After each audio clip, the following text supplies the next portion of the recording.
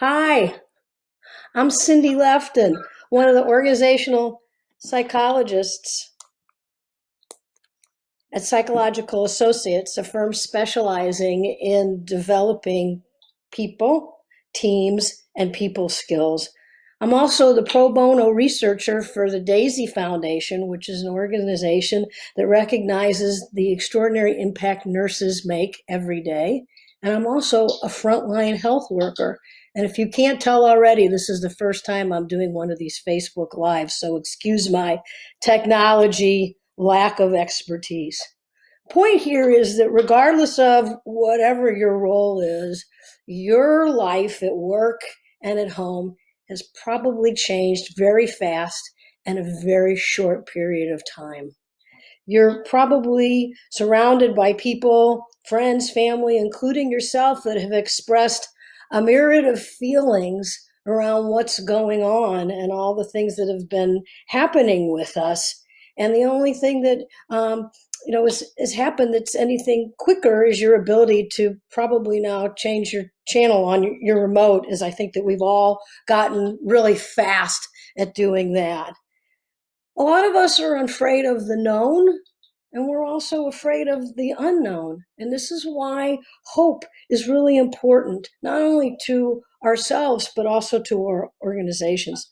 Dr. Jerome Gropman, who is an oncologist, which is a physician that takes care of cancer patients, he defines hope as the elevated feeling that we experience when we see in our mind's eye a path to a better future.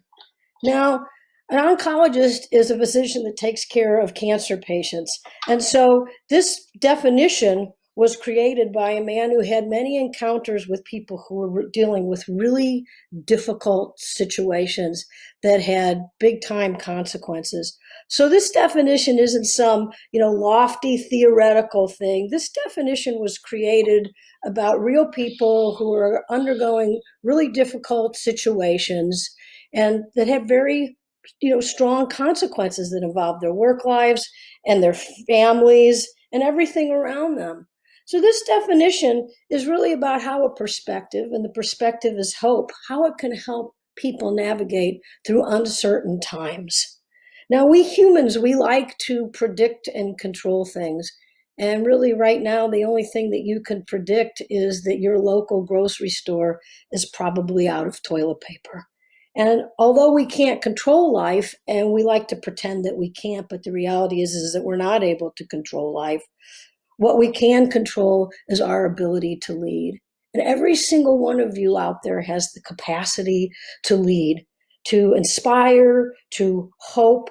And as an emergency department nurse for 4 decades, being a frontline provider, I can assure you that the ability to lead, to hope, to inspire is far more contagious than COVID-19 or the coronavirus.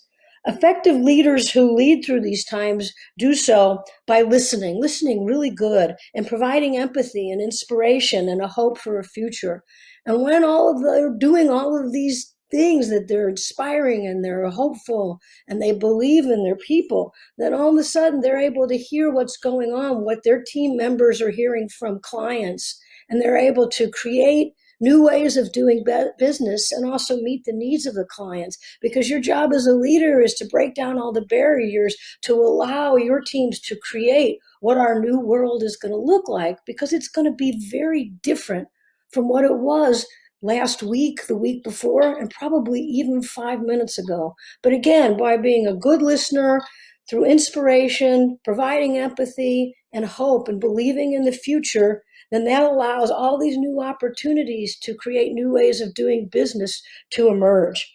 For decades, research has shown us the power of leadership. And while the future may be very different, savvy leaders who inspire and demonstrate empathy and hope, they're the ones who are going to lead their teams through these uncertain times. So what we encourage you to do is put your ear to what's happening in your community. There's all sorts of business changes going on right now, the way that restaurants have stepped up in very short periods of time and just redefined their whole business model to go to carry out. There's all sorts of people that are helping their neighbors to make sure that people who can't get out and get to the grocery store are making sure that they have all the things that they need to be comfortable. Things that we didn't even know existed 10 years ago, like this video conference and the ability to do it so quickly and so easily. Utilize that, connect with your people, video conference with your family, stay connected, have video dinners, have video Scrabble games, whatever you need to keep that human connection going, because it's really important. So we encourage you to lead with inspiration and hope, but not only believe in the future, but tapping into the talent of your teams to create the future. So wash your hands and buckle up, because those are two things that you need to do anyways, regardless of what's going on, because they're really important. But for now, we need you to do those because we need you to be here to create the future. Thank you.